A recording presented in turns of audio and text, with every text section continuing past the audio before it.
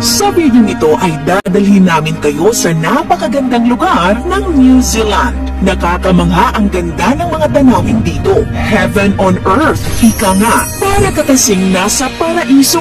Pamilyar ba kayo sa scene na ito? Ito ang Hobbiton Village na matatagpuan sa Waikato Region. Ginawa ito para sa pelikulang The Hobbit at Lord of the Rings. Opo, sa New Zealand po sinuot ang buong sequence ng pelikula. Madadaanan mo rin itong napakaraming maliliit na waterfall papunta sa lugar ng Milford Sound, isa sa pinakamabasang lugar sa bansa. At tingnan nyo naman si ate, parang nasa Wonderland lang dahil sa nagagandahang mga lupin flowers na nakapalibot dito. At habang nakasakay ka naman sa train, ganitong scenery lang naman ang masisilayan mo.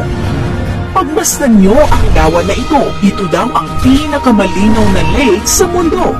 At alam nyo ba na mas marami pang tupa ang New Zealand kaysa tao? Wala rin daw naninirahang ahas dito. Totoo kaya ito?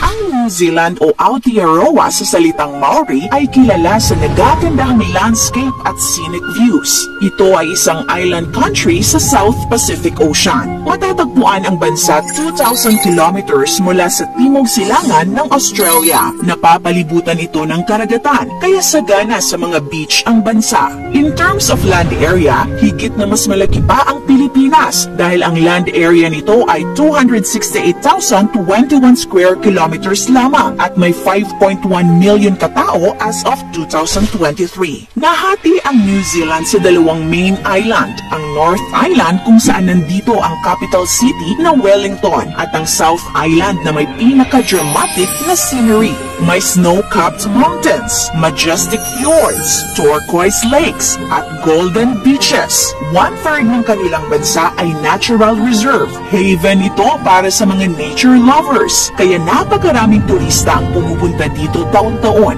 Agrikultura ang pangunahing ekonomiya ng bansa, ngunit mahalaga rin ang pagmamanufacture at turismo. Ito rin ang seabird capital ng mundo. Binansagang snake-free country ang New Zealand. Pero bakit may mga report ng mga natagpuang ahas sa mga baybayin ng bansa? Ang totoo po niyan ay wala naman talagang native snake species ang New Zealand dahil isa itong isolated country at kailanman ay hindi itong nakakonekta sa mga lupain na may mga ahas. At ang mga nakitang ahas ay hindi naman ahas sa lupa. Ito ay mga sea snakes na kadalasang natatangay ng lakas ng alon kaya napapadpad ang mga ito sa baybayin ng bansa. Ang unique na ecosystem ng New Zealand ay umunlad ng walang mga ahas at ang native flora at fauna ay nag-adapt ng wala ang mga ito at nagresulta sa magagandang mga tanawin.